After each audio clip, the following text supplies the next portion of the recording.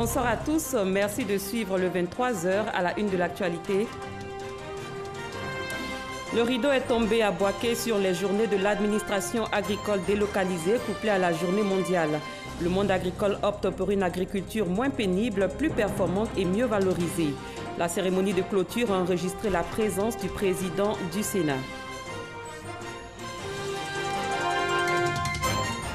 Dans cette édition, nous irons en Inde à la découverte du musée de Mahatma Gandhi, le lieu même où le guide spirituel et dirigeant politique indien a été assassiné en 1948.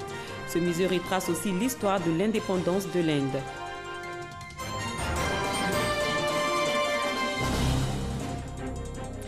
Ailleurs, au moins 11 personnes ont été tuées et 15 autres, dont 10 enfants, enlevés dans la nuit de samedi à dimanche après une attaque de rebelles ougandais des forces démocratiques alliées à Beni dans l'est de la République démocratique du Congo. Bienvenue dans cette édition. Rendons-nous tout d'abord à Bouaké, au centre de la Côte d'Ivoire, où les journées de l'administration agricole délocalisée couplées à la journée mondiale de l'alimentation ont pris fin. Le monde agricole vise une agriculture moins pénible, plus performante et mieux valorisée. La cérémonie de clôture s'est tenue en présence du président du Sénat, Jano Aousou-Kouadio, et du ministre de l'Agriculture et du Développement rural, Mamadou Sangafoua Koulibaly. Kader Sogodougou. La grande famille de l'agriculture ivoirienne est rassemblée avec elle, ses partenaires au développement. Les JAD 2018 pour les régions du Hambol, du Bélieu, de l'Ifou et de Béké s'est terminé. Pour la 7e édition, les retombées s'inscrivent dans tous les domaines. Réhabilitation et équipement des services de l'agriculture. Des projets innovants pour les producteurs. Le PNIA 2 est en pleine exécution. Ainsi, en l'espace d'un an, de mise en œuvre le programme national d'investissement de deuxième génération, sur un total de 9 agropoles, 5 ont déjà été couverts par un financement. Plusieurs autres projets sont prévus dans le PNIA 2. Il s'agit du projet d'appui de développement des filières manioc et maraîchères que nous avons lancé il y a un moment avec l'Union européenne pour 13 milliards. Au total, la zone que nous visitons sera couverte par plusieurs projets du PNIA 2 dont le montant global des financements s'élève à 247 milliards de francs CFA. Pour soutenir la Côte d'Ivoire dans sa politique de relance agricole, la FAO, qui d'ailleurs célèbre avec le pays la Journée mondiale de l'alimentation, est partie prenante. Depuis Bouaké, le cadre de programmation agricole pays a été signé. Un soutien à la Côte d'Ivoire, mais surtout au monde paysan. Le parrain des JAD 2018, le président du Sénat ivoirien, n'a pas omis de rendre hommage à ce simple paysan qui, au quotidien, contribue à l'essor de son pays. Je voulais saluer nos braves paysans. C'est vous qui résistez à toutes les crises. Crise des matières premières, crise socio-économique, crise sociopolitique. Bravo, nos chers paysans, car c'est grâce à votre capacité de résilience que la Côte d'Ivoire tient.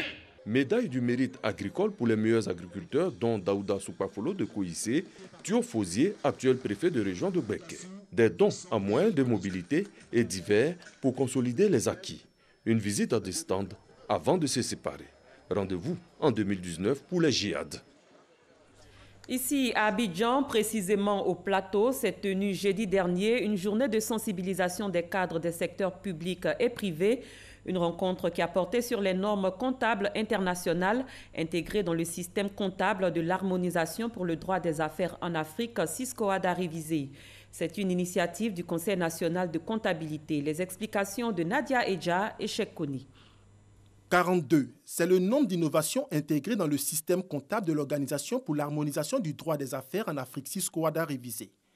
Le SISCOADA a été adopté depuis janvier 2017 et l'un des points clés des innovations concerne l'adaptation des normes comptables du SISCOADA aux normes internationales d'information financière, IFRS. Un investisseur regarde d'abord le référentiel comptable qui est adopté dans un pays et voit si ce référentiel comptable est en phase avec les activités qu'il doit mener. Et donc, en empruntant certaines règles internationales pour les intégrer dans notre dispositif national ou bien dans notre dispositif communautaire, nous sommes en train d'attirer les investisseurs pour booster notre économie. Utilisées par 143 pays, les normes IFRS sont obligatoires pour les grands groupes internationaux et les sociétés cotées. Elles sont une référence en matière de comptabilité internationale. C'est pourquoi une séance de formation a été initiée à l'endroit des cadres des secteurs privés et publics sur le sujet. Les acteurs du monde de la finance sont aujourd'hui sensibilisés sur les pratiques internationales en matière d'information financière. Le CISCOADA révisé qui aujourd'hui se rapproche de plus en plus des normes internationales IFRS et puis permettre aussi aux participants d'avoir une vision entre les éléments du CISCOADA révisé qui se rapprochent des normes IFRS et éventuellement des points de divergence au niveau du CISCOADA révisé qui ne sont pas en adéquation avec les normes internationales IFRS. Le nouveau référentiel comptable CISCOADA, entré en vigueur depuis le 1er janvier 2018 pour les comptes personnels des entités économiques. Pour les comptes consolidés, combinés et les états financiers selon les normes internationales IFRS, l'entrée en vigueur est prévue pour le 1er janvier 2019. On s'intéresse à la semaine de la comptabilité bancaire qui se tient ici à Abidjan. Les acteurs du secteur venus des pays de la sous-région ont planché sur les enjeux des nouvelles réformes réglementaires entrées en vigueur en janvier dernier. On en sait plus avec Cheikh Koni. L'année 2018 est une année charnière dans la vie des banques de l'Union économique et monétaire UEMOA. On parle même des tsunamis réglementaires auxquels fait face le secteur bancaire sous-régional avec l'entrée en vigueur depuis le 1er janvier 2018 de nouvelles réformes, le référentiel comptable révisé et le dispositif prudentiel. Effectivement, ça induit des changements importants tant dans la conception des stratégies que dans la comptabilisation de nos produits financiers qui sont la source de nos produits bancaires. Et aujourd'hui, nous pensons que nos établissements, notamment nos services de comptabilité et de conformité, sont prêts à affronter ces nouveaux défis. Ces réformes à terme visent à durcir l'activité bancaire dans la sous-région en limitant les prêts aux dirigeants des banques, en plafonnant la disponibilité de liquidités dans les établissements de crédit, mais surtout en appréciant la solvabilité des banques existantes. La complexité de ces dispositions réglementaires nécessitait la tenue de ces 4 jours d'ateliers techniques et de conférences. Une occasion qui a permis aux praticiens des métiers de la banque de s'imprégner des mécanismes de mise en œuvre de ces réformes. Notre rôle en mettant en place cette semaine de la comptabilité, c'est de faire en sorte que toutes ces réformes soient un peu plus digestes pour les professionnels de la banque et qu'à travers une meilleure compréhension, ces professionnels puissent faciliter l'implémentation des dispositions au sein de leur banque. Nous avons été au cours de ce séminaire pour vérifier si nous sommes en train de respecter tout ce que la BCEAO exige des banques. À la clôture de cette première édition de la semaine de la comptabilité, les participants ont reçu des attestations de participation. Quelle est la contribution de l'industrie du caoutchouc naturel au développement socio-économique et à la préservation de l'environnement? C'est à cette question que vont tenter de répondre les acteurs de la filière EVA. Ce sera à la faveur de la 2e conférence internationale sur le caoutchouc. L'événement est prévu ici en Côte d'Ivoire du 22 au 26 octobre prochain. Noël Niagnou. L'EVA, une des spéculations phares de l'agriculture ivoirienne. De 210 000 tonnes en 2010, la production nationale de caoutchouc naturel est passée à 600 000 tonnes en 2017, hissant la Côte d'Ivoire au premier rang des pays africains producteurs de caoutchouc naturel. Au-delà de ces références, l'EVA est une mine d'opportunités socio-économiques de la plantation à l'usine. À titre d'exemple, la saignée. Aujourd'hui, on estime au bas mot à 600 000 hectares de plantation réalisées. Ces 600 000 hectares de plantation vont créer 200 000 emplois de seigneurs. Ensuite, pour le métier de régisseur de plantation, nous aurons un certain nombre d'emplois à créer. Imaginez-vous demain si nous avons 1 million d'hectares de plantation d'EVA, c'est autant d'emplois de régisseurs de plantation qui vont se créer. Quand on arrive à l'usine, il y a tous les corps de métier. Seulement voilà, le métier est décrit à l'image de celui du palmier à huile pour des raisons de déforestation, de notions d'accaparement de terres au détriment des cultures vivrières. Pour relever ces défis, les acteurs ivoiriens se sont conformés aux normes internationales. On s'active à obtenir des certifications internationales. Donc à ce titre, la SCC, dans le domaine des véhicules en Côte d'Ivoire, a été la première à avoir la double certification ISO 9001 pour la qualité, ISO 14001 pour l'environnement. On se fait fort de respecter tous les textes environnementaux nationaux.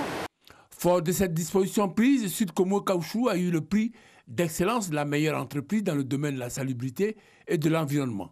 Conclusion, l'industrie du caoutchouc naturel peut contribuer au développement socio-économique et à la préservation de l'environnement. Reste maintenant à approfondir les réflexions durant ces 4 jours sur les problématiques liées entre autres aux maladies du caoutchouc, aux nouvelles variétés à haut rendement. Toutes choses qui vont permettre d'avoir des leviers de qualité pour le bonheur des chaînes de valeur de la filière.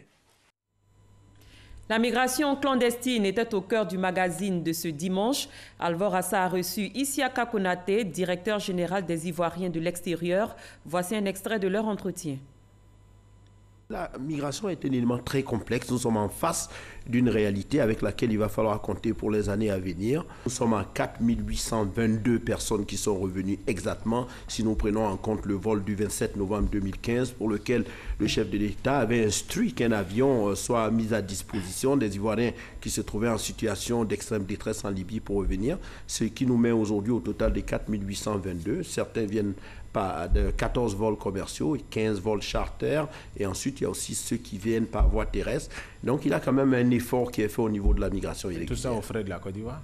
Non, de l'État? Non, pas tout aux frais de l'État. Alors, le fonds fiduciaire de l'Union européenne, il faut bien expliquer ce que c'est. Après le sommet de la Valette, le 12-13 novembre 2015, l'Union européenne a mis en place ce qu'on appelle un fonds fiduciaire. La Côte d'Ivoire n'était pas éligible au fonds fiduciaire de l'Union européenne en 2015. Elle est éligible au fonds fiduciaire à partir de 2017. Il y a une initiative conjointe qu'on appelle FFUE, OIM, donc Fonds fiduciaire de l'Union européenne, OIM, où il y avait une enveloppe initiale de 2,7 millions d'euros qui sont destinés à l'Organisation internationale pour les migrations, pas au gouvernement ivoirien, il faut l'expliquer, et qui doit se charger de faire de la réintégration, du retour des personnes. Donc nous, ce que nous faisons, c'est travailler avec l'Organisation internationale pour les migrations, l'ambassade des Côtes d'Ivoire en Libye et tous les partenaires internationaux à organiser les vols, trouver les centres de détention en Libye quand la sécurité le permet et convoyer ces personnes à travers un budget de l'Union européenne afin d'éviter quand même que cela aussi repose essentiellement sur les caisses de l'État de Côte d'Ivoire. L'État n'est pas Sisyphe, il n'est pas condamné à pousser ce rocher au sommet de la colline, il va toujours redescendre, il ne va pas toujours s'engager dans des actions pareilles. À un certain moment, il va falloir qu'on aboutisse à une certaine prise de conscience sur la question de la migration irrégulière. Moi, ce que je veux dire aux gens, quand il n'y a pas de vie, il n'y a plus rien, il n'y a pas d'espoir. Donc l'entreprise telle qui fait une étude intéressante dit que en 2030, 85% de ces emplois n'ont pas été créés.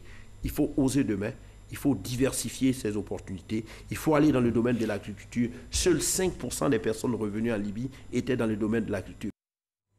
Parlons développement. La Côte d'Ivoire dispose désormais de 4 nouvelles municipalités. Il s'agit d'Assini Mafia, Atiéguakro, Ndoussi et Gbélégbang. Cette dernière commune citée a à sa tête Sita Ouattara.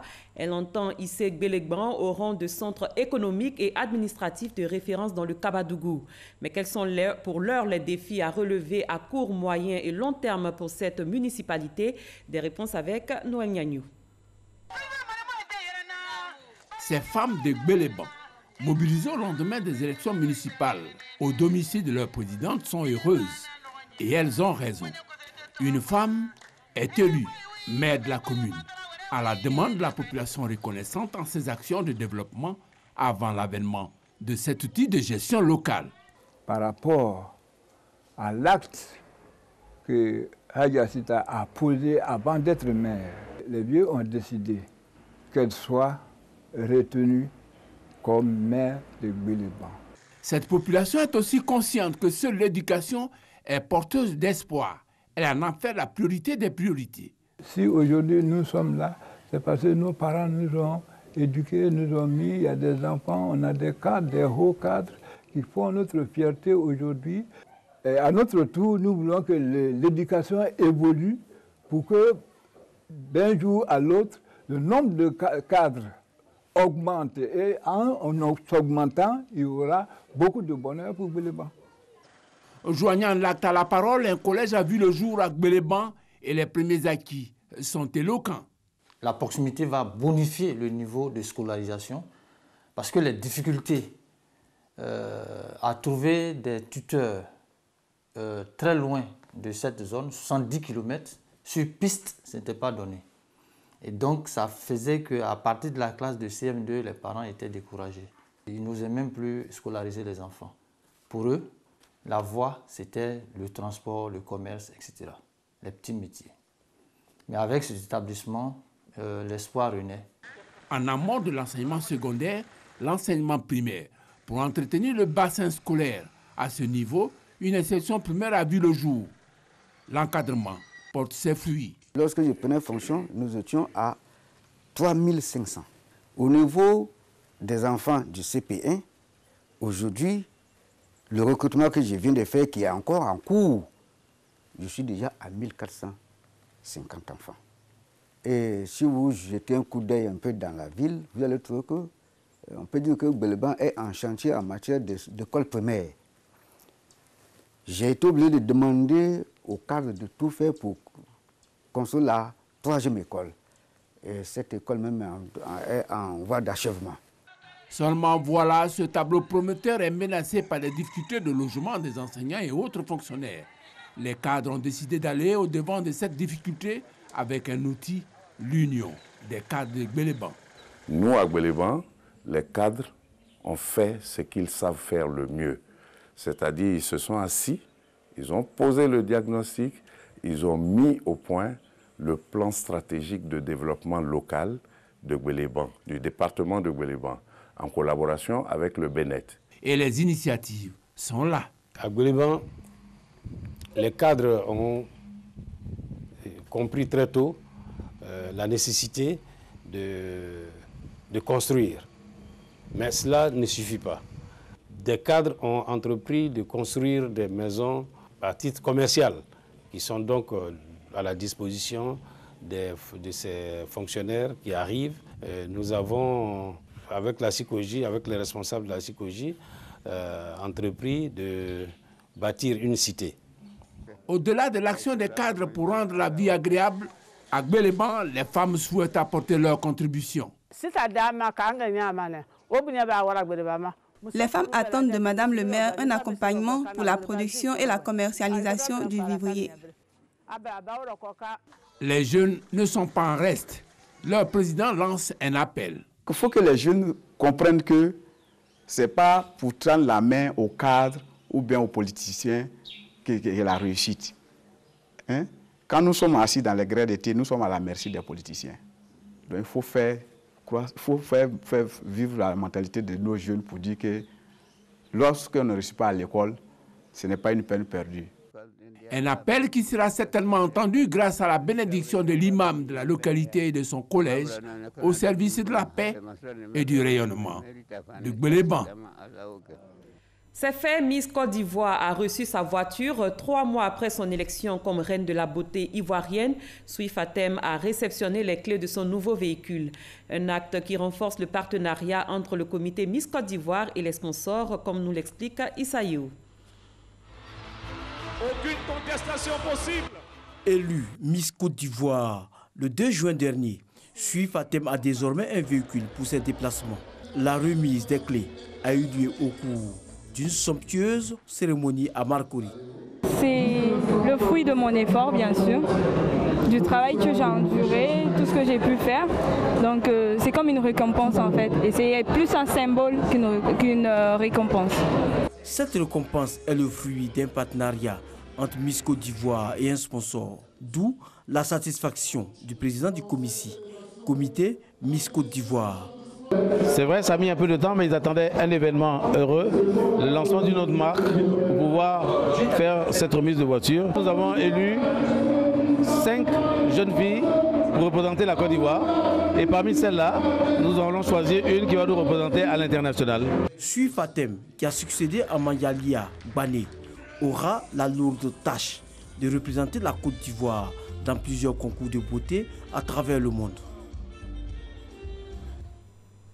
Autre chose, dans le cadre du lancement de la 6e édition de la Biennale internationale des arts naïfs d'Abidjan BINA, qui se tiendra du 13 au 31 décembre 2018 en Côte d'Ivoire, une conférence de presse s'est tenue ce samedi 20 octobre à la Fondation Art Monde.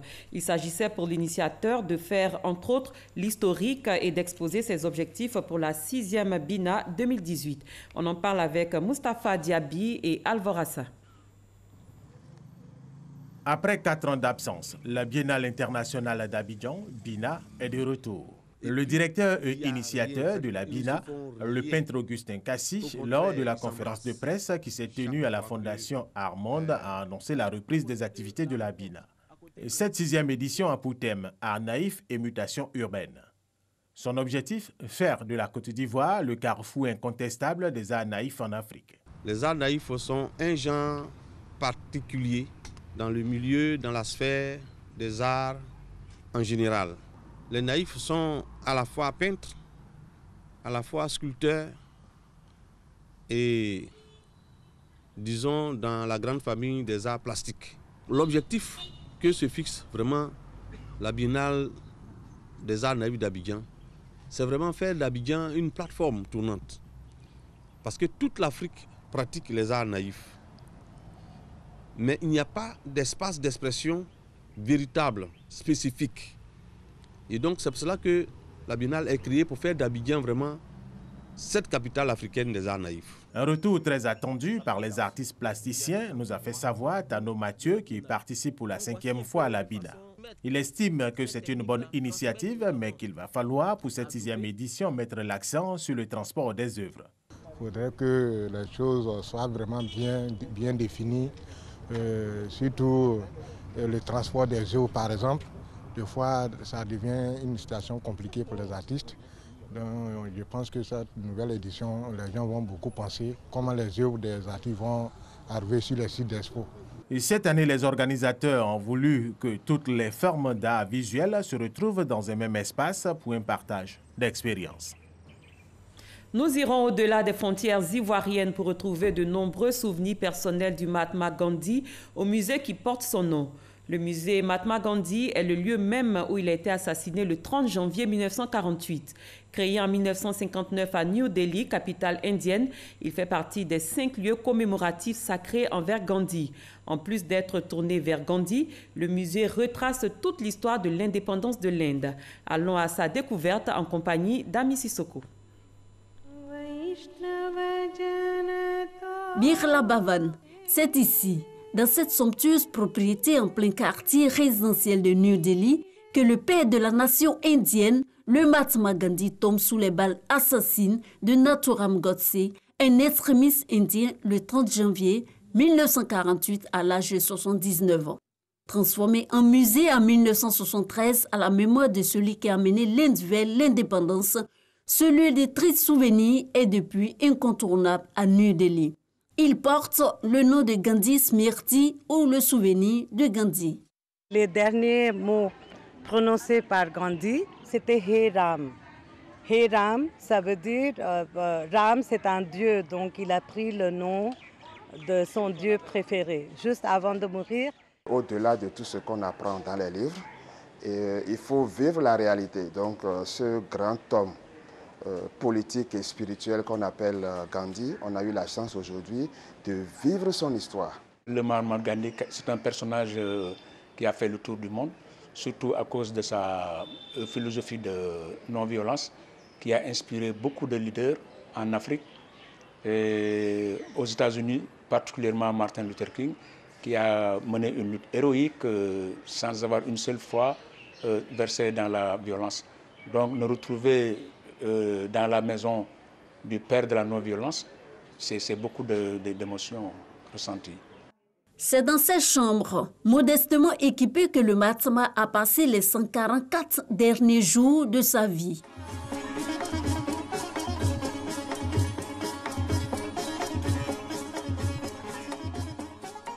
Gandhi passait ses journées à écrire, filer du coton ou rédiger ses pensées et réflexions sur des grandes questions comme l'indépendance de la nation indienne, la lutte contre le sous-développement. Les visiteurs du musée peuvent encore contempler les effets personnels du Mahatma bien conservés et encore disposés comme s'ils étaient il y a 70 ans. Ses lunettes, sa canne, sa montre, entre autres. Pour perpétuer sa mémoire, son histoire est enseignée à la jeune génération.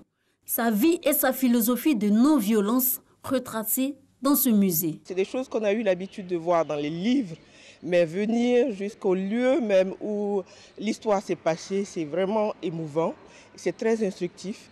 Nous avons découvert le bureau où il travaillait, il menait ses politiques, ses affaires politiques, tout ça, donc c'est impressionnant. Quand il n'était pas occupé à ses réflexions profondes, le Mahatma Gandhi était à la prière. C'est d'ailleurs sur le lieu de prière qu'il fut assassiné. À l'endroit précis a été érigé un petit mémorial en forme de véranda à laquelle le visiteur accède en suivant ses pas reconstitués. C'est à cet endroit même qu'il est tombé. Le Mahatma Gandhi était venu offrir sa prière. Il était accompagné de deux de ses disciples. Et quand il est arrivé à cet endroit précis, tout d'un coup, dans l'assemblée, il y avait donc son assassin qui a sorti son revolver et l'a tué. En suivant les pas du Mahatma Gandhi, le visiteur peut découvrir aussi l'histoire de l'Inde qui se confond avec la sienne. Dans cette galerie est retracé en photo le long chemin qui a mené le Mahatma Gandhi vers la postérité et son pays vers l'indépendance. Voyons à présent l'actualité en 7 jours dans le monde. Le 7 sur 7 est proposé ce soir par Garbi Yazani.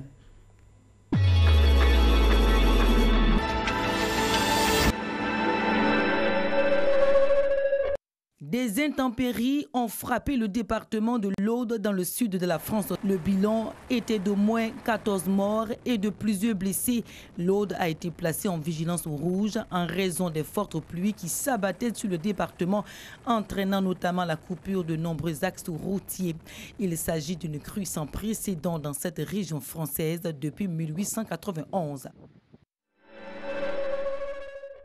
Au Cameroun, pas de résultats provisoires avant les contentieux électoraux. Le Conseil constitutionnel doit examiner les recours déposés par les candidats au lendemain du scrutin du 7 octobre dernier. Plusieurs candidats ont officiellement déposé des recours auprès du Conseil constitutionnel à Yaoundé. Les audiences publiques commencent ce mardi. Le Conseil a jusqu'au 22 octobre pour vider ces contentieux et proclamer les résultats. Une attaque dans un collège technique de Crimée, en Russie, a fait plus de 17 morts et au moins 40 blessés. La plupart des victimes sont des adolescents. Le présumé auteur serait un élève de l'établissement en classe de 4e année. Ce dernier s'est ensuite suicidé après son acte. 3 jours de deuil ont été décrétés dans la péninsule.